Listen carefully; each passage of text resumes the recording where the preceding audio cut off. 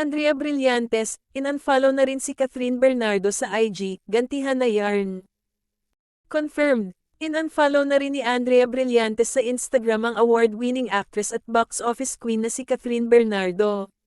Ito'y ilang araw makalipas madiskubre ng mga fans ni Catherine na hindi na pina-follow ng girlfriend ni Daniel Padilla si Andrea sa IG. Ito'y sa gitna nga ng mga usap-usapan na nagkalabuan hanggang sa tuluyan na ngang maghiwalay umano sina DJ at Kath at ang itinuturong dahilan ay si Andrea. Ayon sa tsismis, palihim pa umanong nagkikita sina Daniel at Andrea na nalaman daw ni Catherine kaya nagsimula raw magkalamat ang relasyon ng Kathniel.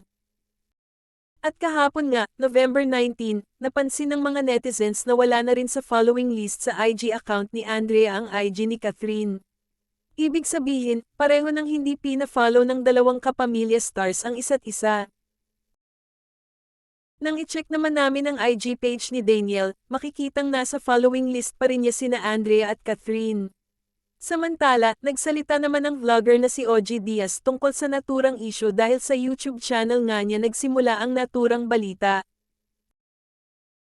Sa presko ng pelikulang In His Mother's Eyes kung saan isa siya sa cast members, hiningan si OG ng reaksyon kung naniniwala ba siyang may namamagitan talaga kina Daniel at Andrea. Sinabi ko nga, paulit-ulit, eto ho ang nakarating sa amin, hindi po ito confirmed.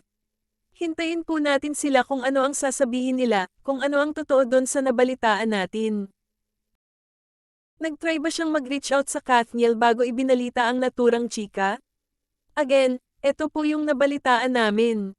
Hindi po ito confirmed. Hintayin po natin silang magsalita kung ano ang totoo. Basta importante, at the end of the day gusto ko, sila pa rin.